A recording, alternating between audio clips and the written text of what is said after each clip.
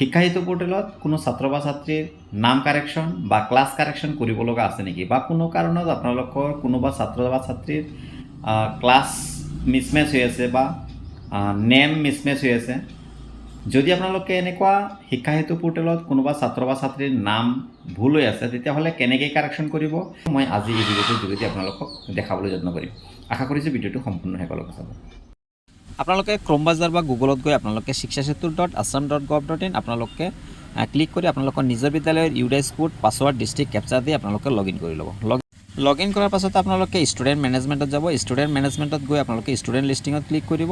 লিষ্টিঙত যেতিয়াই ক্লিক কৰিব আপোনালোকে এনেধৰণে শ্ব' হ'ব, আৰু আপোনালোকে এই ষ্টুডেণ্টসমূহৰ পৰা আপোনালোকে চাৰ্জ বাৰতে আপোনালোকে টাইপ কৰি দিব, অৰ্থাৎ ষ্টুডেণ্টটো চাৰ্জ কৰি আপোনালোকে লৈ ল'ব পাৰে, নহ'লে আপোনালোকে ইয়াতে স্ক্ৰল ডাউন কৰি আপোনালোকে ষ্টুডেণ্টটো লৈ ল'ব পাৰে। গতিকে মই চাৰ্জ বাৰতে আপুনি চাৰ্জ কৰি ল'লোঁ, ষ্টুডেণ্টটোৰ আমি চাৰ্জ কৰিলোঁ। চাৰ্জ কৰাৰ পাছতে ষ্টুডেণ্টটো আহি যাব, আৰু আহি যোৱাৰ পাছতে আমি চিলেক্ট একশ্যন যি অপশ্যনটো দেখা পাইছে জাষ্ট ইয়াতে ক্লিক কৰিব, আৰু ইডিট যি অপশ্যনটো দেখা পাইছে এই ইডিটত ক্লিক কৰি দিব।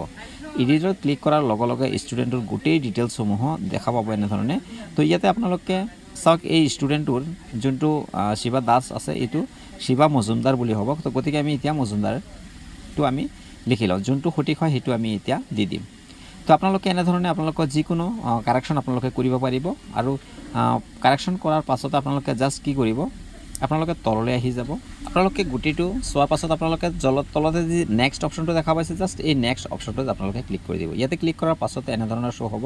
তো গতিকে আপোনালোকে ইয়াতে কিছুমানৰ যদি ক্লাছ কাৰেকশ্যন কৰিব থকা আপোনালোকে ক্লাছৰ কাৰেকশ্যন কৰিব পাৰিব, একো নাই। আপোনালোকে ক্লাছত তাতে চিলেক্ট কৰি আপোনালোকে ক্লাছৰ কাৰেকশ্যন কৰিব পাৰিব। আৰু ইয়াতে পেন নম্বৰ বিচাৰিছে, আপোনালোকে যদি পেন নম্বৰ আছে পেন নম্বৰ দি দিব, নহ'লে আপোনালোকে 9911টা ডিজিট আপোনালোকে দি দিব। ইয়াৰ পাছত জাষ্ট আপোনালোকে নেক্সটলৈ ক্লিক কৰিব।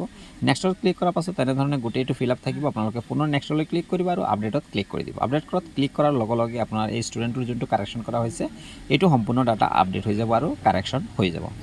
তো আজিৰ ভিডিঅ'টো ইয়াতে সমাপ্ত কৰিছোঁ। আপোনালোকে এনেধৰণে শিক্ষা বিভাগৰ লগত জড়িত ইনফৰমেশ্যনসমূহ সদায় পাবৰ বাবে চেনেলটো ছাবস্ক্ৰাইব কৰি দিব, আৰু কাষতে থকা বেল আইকন প্ৰেছ কৰি অলপ ক্লিক কৰি দিব। ভিডিঅ'টো সম্পূৰ্ণ চোৱাৰ বাবে ধন্যবাদ।